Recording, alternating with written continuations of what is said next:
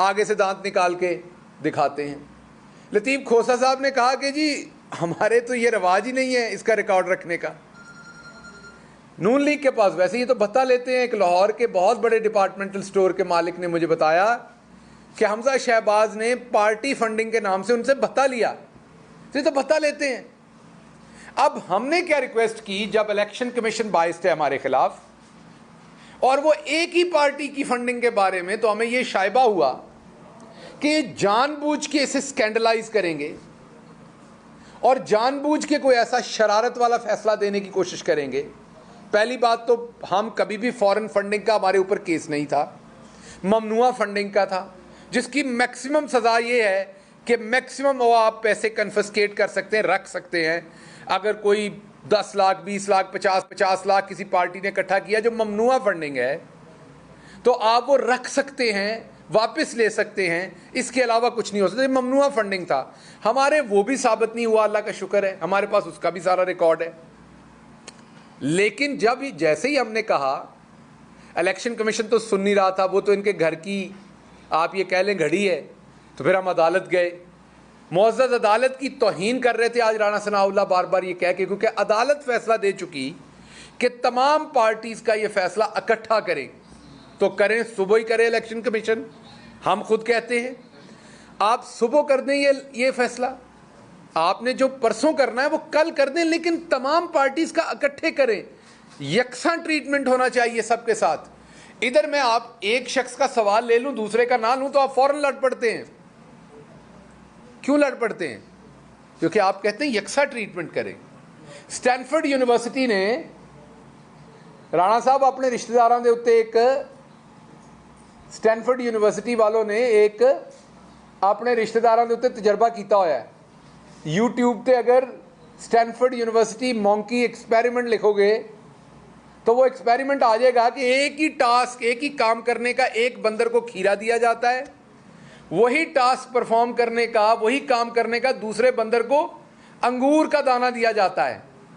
तो बंदर भी जंगले को जोर जोर से हिलाता है, वो नाइंसाफी के खिलाफ बोलता है। जिसको खीरा दिया जाता है वो भी अंगूर मांगता है।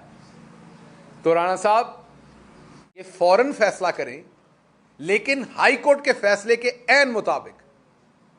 अब इनकी बातें हमने सुनी, उसका मैं जवाब देता हूं। बातें की इन्होंने कि बड़ा कोई जुल्म कर दिया फॉरेन फंडिंग। इनका अपना किरदार क्या है मैं बता दूं। 2006 में एनआरओ करके गए थे, आप सबको पता है, सऊदी अरेबिया। यहां पाकिस्तान में कहा हमने कोई एग्रीमेंट नहीं किया, याद होगा आप सबको टेलीविजन पर। मेरी लंदन तो क्या, पाकिस्तान में भी कोई प्रॉपर्टी नहीं। ये पहला झूठ नहीं था, इससे पहले एक झूठ था कि हमारा कोई एग्रीमेंट नहीं था। फिर वो एग्रीमेंट सामने आया, बातें शुरू हुई, सहाफियों ने बातें की, क्या जी 5 साल का था, 10 साल का नहीं था।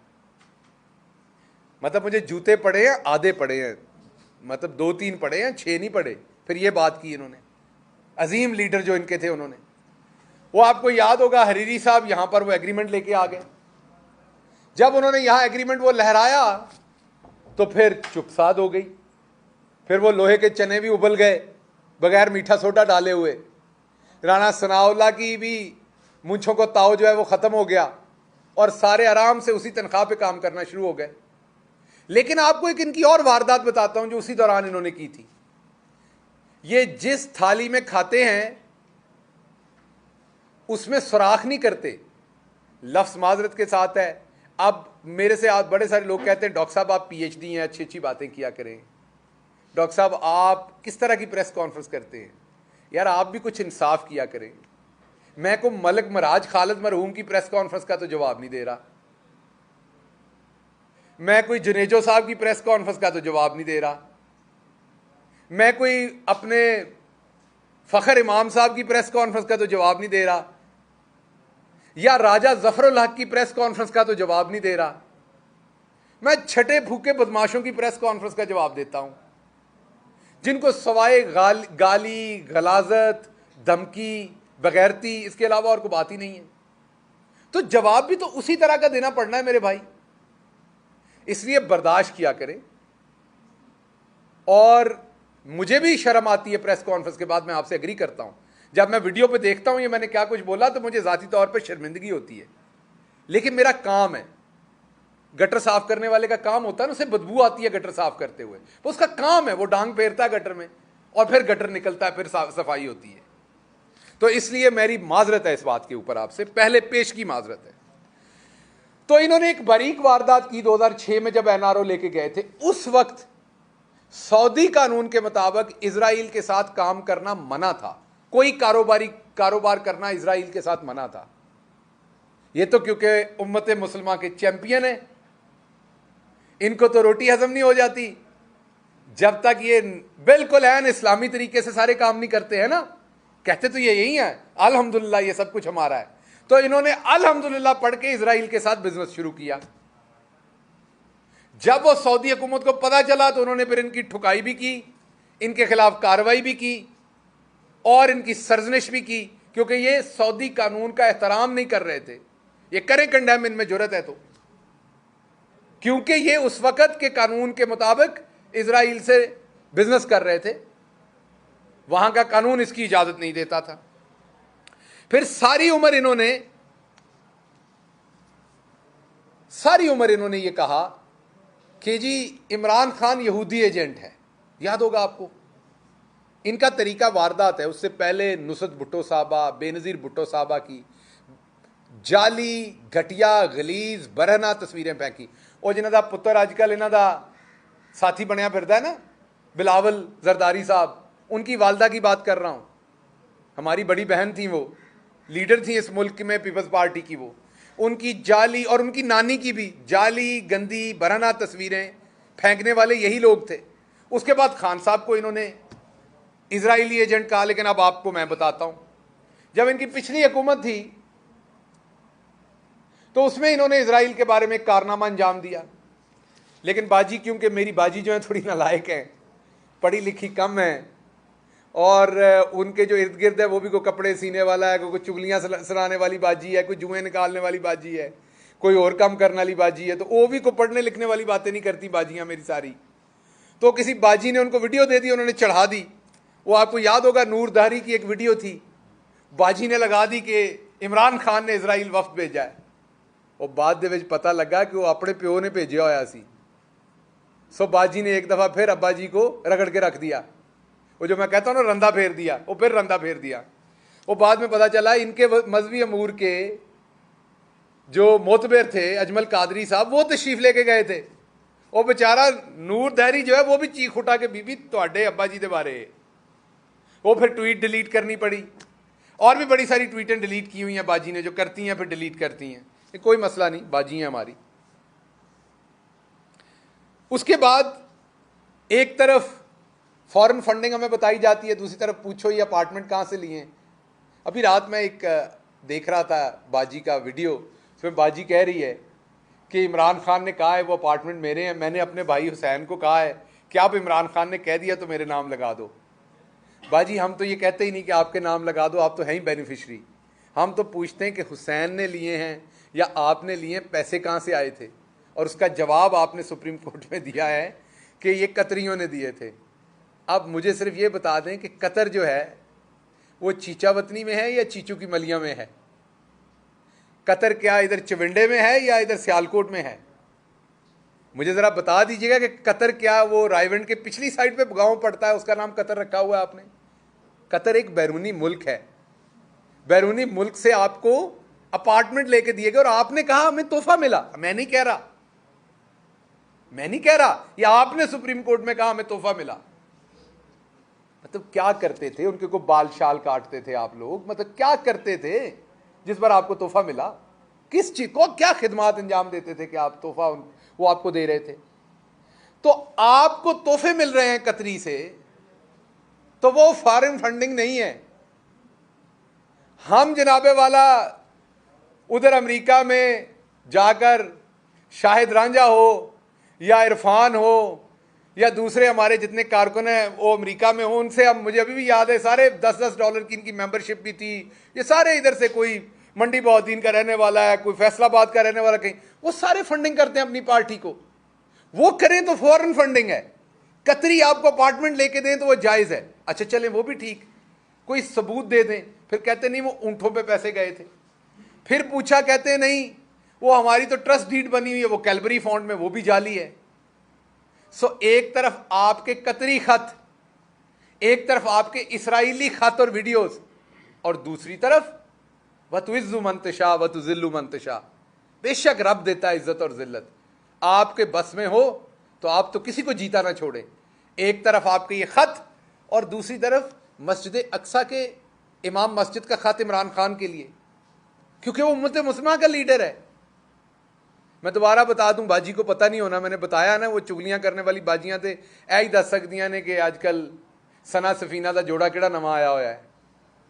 सो उनको मैं बता दूं कि मस्जिद अक्सा जो है वो इस टाइम वहां पर मुसलमान उस इलाके में जो है वो इजराइल के गज़ब के अंदर हैं। तो उसका इमाम मस्जिद जो है, एक तरफ आप अजमल कादरी को पहली हुकूमत में भेजते हैं और अभी हुकूमत आती है तो अहमद कुरैशी को भेज देते हैं। अभी हुकूमत आई तो अहमद कुरैशी का वफ्द भेज दिया, पाकिस्तानियों का वफ्द इसराइल।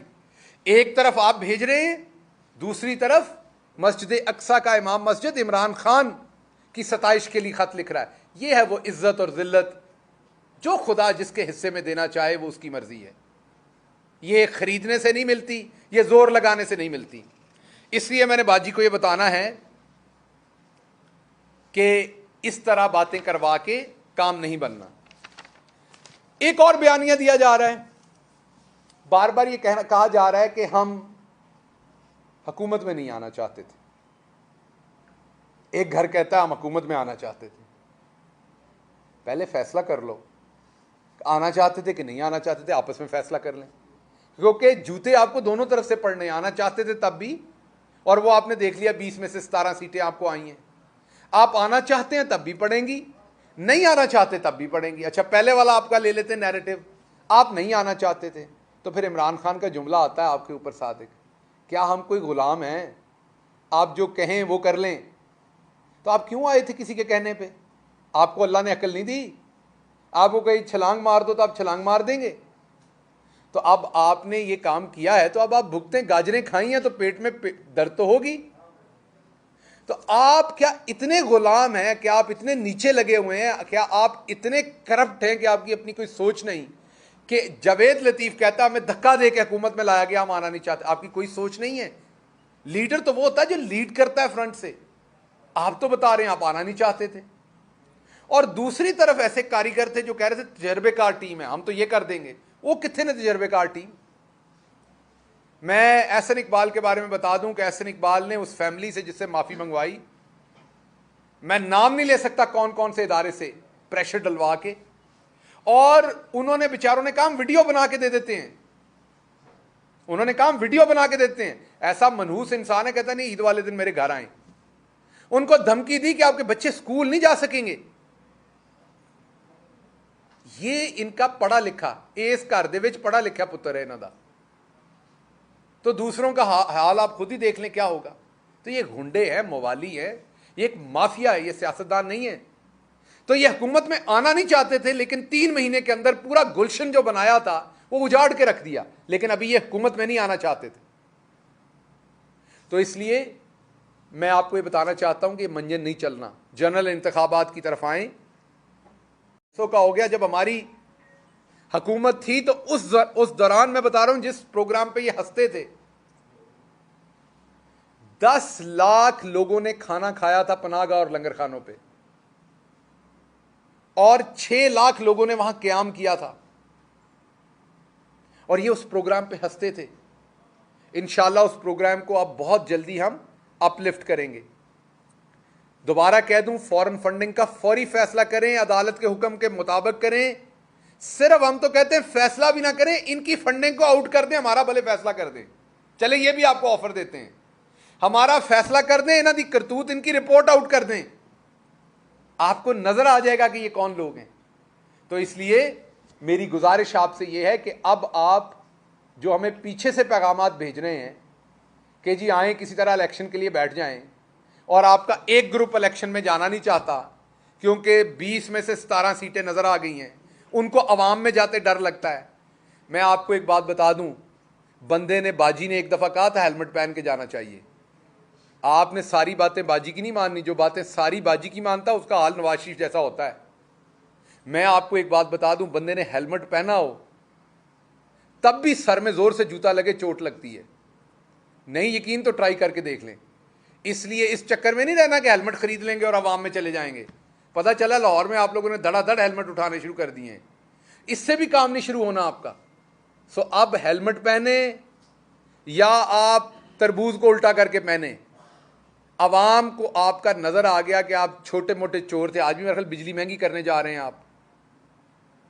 आप छोटे मोटे चोर थे, ये फंस गए यहां पर ऊपर। जितना हिलेंगे, जितना आप और एक्टिंग करने की कोशिश करेंगे, जितनी आप तजर्बेकारी दिखाने की कोशिश करेंगे, आप मजीद जलील और रुस्वा होंगे। बेहतर है जनरल इलेक्शन में जाएं, अपनी जान छुड़वाएं।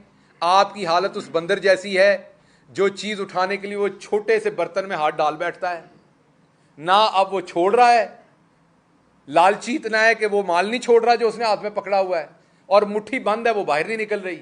हाथ खोलेगा तो बाहर निकलेगा। तो इसलिए आप उस बंदर की तरह उस घड़े को साथ साथ ही उठा के फिर रहे हैं, मुट्ठी खोल दें ना। आपको हमने एनआरओ लेने देना, इसको भी रिवर्स करेंगे इंशाल्लाह 2/3 मेजॉरिटी के साथ आके। तमाम चोरी आपकी हम रिवर्स करेंगे। आप जो जो गलत कवानीन बनाएंगे उनको रिवर्स करेंगे। जिन जिन ब्यूरोक्रेट्स ने आपके साथ सलूक किया था उनका पीछा करेंगे। मैं भूल ना जाऊं फिर प्रेस कॉन्फ्रेंस में, राव सरदार, बेसिकली तो राव गुलाम होना चाहिए उनका नाम, जो वो कार्रवाइयां करके गए। वो रेलवे में चले गए, अल्लाह रेलवे का अल्लाह ही हाफिज है, वहां क्या कुछ होगा। तो जो मुसाफिर रेलवे पे सफर करते हैं, आपको पता हो कि आपका आईजी अब एक बुजदिल है, तो अपना सामान शमान जो है वो जरा हिफाजत में रखा करें, क्योंकि डाकू आ गए तो राव साहब ने कहना आओ जी जो मर्जी कर लो, जो कुछ उन्होंने 25 मई को किया था, जो कुछ उन्होंने असम्बली में किया था। तो इसलिए अब रेलवे के अंदर राव गुलाम साहब आईजी हैं, तो जो रेलवे वाले हैं वो भी अपना ख्याल कर लें। जो भी मुसाफिर वहाँ सफ़र करते हैं वो ज़रा अपने सामान की हिफाजत खुद करें। सवाल आज सर ये बताइएगा कि अभी जिस तरह आपने कहा कि इलेक्शन की तरफ जाना है और नून लीग के दो ग्रुप्स हैं, एक चाहता है इलेक्शन हो और एक चाहता है कि इलेक्शन ना हो। सर आप जो हमें नजर आ रहा है उसमें जो ग्रुप चाहता है कि इलेक्शन हो वो मरियम नवाज का ग्रुप है। तो सर आपके साथ क्या इस ग्रुप में से कोई राब्ता हुआ है कि इलेक्शंस के लिए कोई बातचीत की जाए? नंबर 1।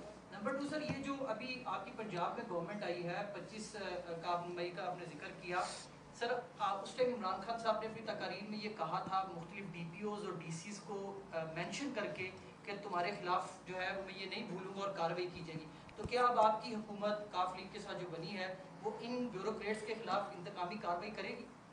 देखिए, दो बातें याद रखिएगा।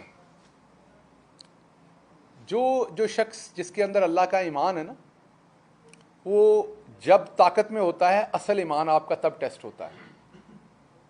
जब आप ताकत में होते हैं और ताकत के नशे में आप किसी के साथ ज्यादती करते हैं ना, तो उसका फिर आपसे अल्लाह बदला लेते हैं, और वो किसी और बहाने, शायद उस जुर्म में ना मिले, किसी और जुर्म में मिलता है। आप ये जहन में रखिए कि इंतकामी कार्रवाई कोई नहीं करेंगे, ये आपसे वादा है। मैंने जैसे ही मैं मुजफ्फरगढ़ जेल से निकला था, डंटोनिक के बंदर को मैंने वहीं कहा था माफ किया। आज डंटोनिक के बंदर को जहां से दिल करे उठा लेंगे, जैसे ही निकलेगा ना यहां से तो उठा ले। लेकिन मैंने आपको उसी दिन कहा था नहीं, ताकत में नहीं। ये फर्क होता है अल्लाह पे ईमान रखने वाले लोगों का। हमारे लीडर ने ये नहीं सिखाया। कानून के मुताबिक जिन ब्यूरोक्रेट्स ने लोगों के घरों की प्राइवेसी को पामाल किया, आपको याद है बहावलपुर का वाकया, कैसे वो छोटी बच्ची बिलक रही थी। आपको याद है कैसे फैसल को शहीद किया गया। आपको याद है फैसलाबाद में 11 साल के बच्चे को अरेस्ट किया गया। आपको याद है फैसलाबाद के अंदर एक कोई जट साहब हैं SHO, बंदूक ताने खड़ा था सीधी। इन सब की कानून के मुताबिक ट्यूनिंग करेंगे। और अगर अभी जनरल इलेक्शन जल्दी आ गया, जब हुकूमत में आए तब करेंगे। मैंने आपसे वादा किया हुआ है कि राव सरदार को नहीं छोड़ूंगा, इसका पीछा करूंगा कानून के मुताबिक। ये बुजदिल जो है जहां जहां जाएगा, रिटायर होएगा तब भी कौम को याद करवाऊंगा जब तक मैं जिंदा हूं, ताकि लोग शर्म करें दोबारा इस तरह के काम करते हुए। इनको नेम एंड शेम करेंगे, इंतकामी कार्रवाई नहीं लेंगे। इंतकामी कार्रवाई आप तब करते हैं जब आप अंदर से खोखले हों, जैसे ये लोग हैं, लोगों को डराने के लिए। इसलिए बिल्कुल लिस्टें बनाई हैं, लेकिन इंतकामी कार्रवाई करने के लिए नहीं। जिसके पास सबूत होगा अदालत में लेके जाएंगे, अदालत में साबित हो, उनके खिलाफ कार्रवाई हो। हम ये इनके इन वाले काम नहीं करेंगे कि लोगों को हम अपने जाती मुलाजम समझ के तो उन्हें ट्रीट करें, नहीं, ये काम नहीं करेंगे। अदालतों की बात की, अदालतों से तो फवाद हसन, फवाद, अहद चीमा और दीगर तमाम ये जो इस टाइम पे मौजूदा हुकूमत है वो भी अदालतों से इस टाइम पे भी छूटे बैठे हैं, तो फिर अदालतों से क्या कार्रवाई होगी? और दूसरा, गुज़िश्ता शाम डीसी लिया को ट्रांसफर कर दिया गया, उनके मुताबिक भी इमरान खान साहब ने 12 जुलाई के अपने जलसे में ऐलान किया था कि मैं तुम्हें छोड़ूंगा नहीं, तो क्या वो इंतकामी कार्रवाई का सिलसिला नहीं है कि जो देखिए दोबारा सुनो, एक बात आपने जहन में रखनी है कि इंतकामी कार्रवाई कुछ और होती है।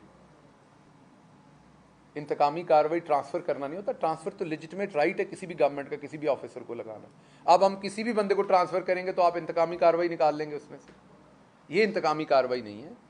इंतकामी कार्रवाई जैसे ये करते हैं वो उन लोगों से पूछें जिनके साथ ये करते हैं, जाके इंटरव्यू करें, आपको पता लगे इंतकामी कार्रवाई क्या। ये लोगों की औरतों को धमकियां देते हैं, लोगों के बच्चों को धमकियां देते हैं, वो होती है इंतकामी कार्रवाई। इंतकामी कार्रवाई ट्रांसफर नहीं है। ट्रांसफर तो जिसने गलत काम किया उसको ट्रांसफर होना चाहिए। मेरे लिए किया या आपके लिए किया, किसी भी तरह से। अदालतों का आपने सवाल किया, देखिए ये एक बड़ा पेचीदा मामला है। हमारे मुल्क में गरीब के लिए इंसाफ और है, अमीर के लिए और है। इसके लिए हमें सब कुछ ओवरऑल करना पड़ना है। सिर्फ अदालतों को मुर्दे इल्जाम नहीं ठहराना। जब तक इस तरह की माफिया को लोग वोट देंगे और इस तरह की माफिया आगे सिस्टम के अंदर इंट्रेंच होगी, वही जजेस बनाएंगे, वही आपके attorney generals, deputy attorney generals, advocate generals, prosecutors लगाएंगे, वही पुलिस वाले अपने नीचे से लेके ऊपर लेके, तो वो तो हाईजैक हो गया आपका पूरा इंसाफ का निजाम। सिर्फ अदालत में बैठा जज एक नहीं है। जब उसका रीडर पैसे पकड़ के आगे तारीखें दे देगा, अकेला जज क्या करेगा? वो फैसला देगा, उसे उठा के मजिस्ट्रेट को या दूसरे को आप कहीं और ट्रांसफर कर। एक पूरा सिस्टम है जो इंसाफ का चाहिए आपको। मदीना की रियासत जिसके ऊपर ये हंसते हैं, मजाक उड़ाते हैं, तौबा नाउज़ हमें मदीना की रियासत की तर्ज की रियासत चाहिए जिसका नाम मेरा लीडर लेता है। और इंशाअल्लाह मोहम्मद मुस्तफ़ा सल्लल्लाहु अलैहि वसल्लम की बरकत से बनेगी पाकिस्तान में।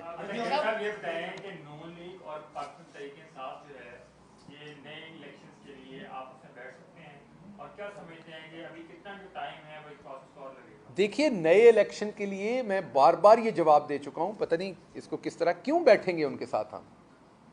हाँ, नए इलेक्शन के लिए वो कहते हैं कि जी हम कल ऐलान कर रहे हैं नए इलेक्शन का, पब्लिकली आए जी बैठे, नए चीफ इलेक्शन कमीशन का ऐलान करना है, बिल्कुल बैठ के बात करेंगे। और हमसे ही तो नहीं करेंगे, सबसे बात करेंगे, वो हम भी करेंगे। लेकिन हम कोई बैकडोर डिप्लोमेसी नहीं करेंगे, वही बात करेंगे जो आपके सामने करेंगे। जनरल इलेक्शन अनाउंस करें, उसकी डेट तय करनी है कि जी एग्जैक्ट किस दिन होना चाहिए, उसके और लवाजमात हैं, बिल्कुल बैटिंग कर लेंगे, हमारा फर्ज है, हक भी है। लेकिन बैकडोर चैनल नहीं होंगे। आप ये हमने क्या लेना या देना है, हम तो अर्ली इलेक्शन मांग रहे हैं। ये बताइए कि इस वक्त हमारी इंफॉर्मेशन ये है कि कोई 6 बंदे आपने तोड़ लिए हैं, एमएनएस आपने तोड़ लिए हैं और आप इस्लामाबाद में बहुत जल्द तब्दीली लाने जा रहे हैं। ये फिगर दुरुस्त है या आपकी इंफॉर्मेशन के मुताबिक कितने लोग इस वक्त जो आपने वो कमेटी तश्कील दी थी, ये उसकी परफॉर्मेंस है? और दूसरा, अभी मरियम नवाज की ये ताज़ा अपडेट्स ये है कि उन्होंने ये कहा कि जो आप लोगों ने इस्तीफे दिए थे वो फौरी तौर पर मंजूर कर लेंगे हम, ताकि आप तब्दीली ना ला सकें।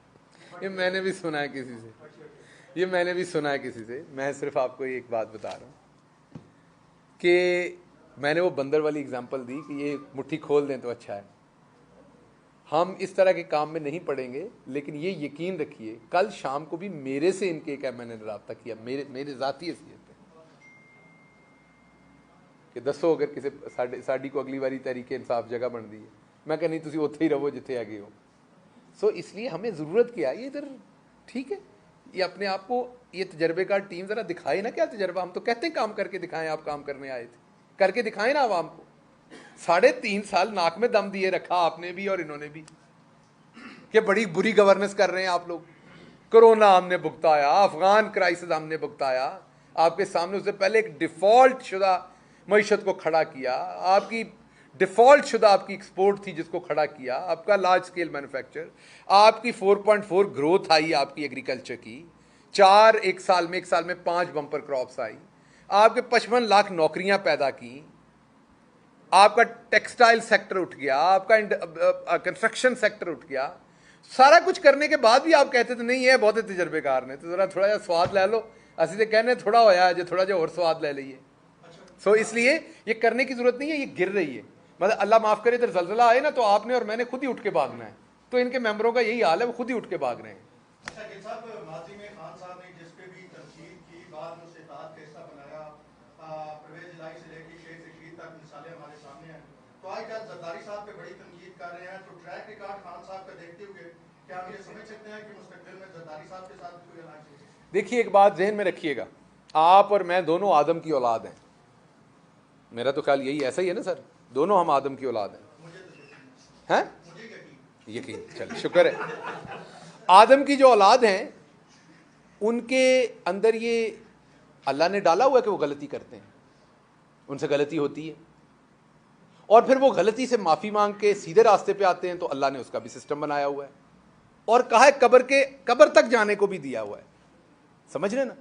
तो आप ये वाला जो फतवा जारी करते हैं कि कोई बंदा, शेख रशीद साहब अगर नून लीग छोड़ के पाकिस्तान तहरीक इंसाफ के पास आते हैं तो नहीं जी, नहीं, जो एक दफ़ा गलत साइड पे खड़ा है आप उसको गलत साइड पे ही रहने देना है, ये ना करें। बंदा जियो छोड़ के भी तो किसी और चैनल पे जा सकता है ना। इस तरीके से हर जगह गलती दुरुस्त करने का बंदे के पास ऑप्शन होता है, रहने दें। अल्लाह मियाँ भी माफ़ी देता है, तो इससे रब तो भी उत्ते तो बना उज़बिल्ला चले गए हो। बहुत शुक्रिया यार, इतनी तो बर्दाश्त कर दिया करो।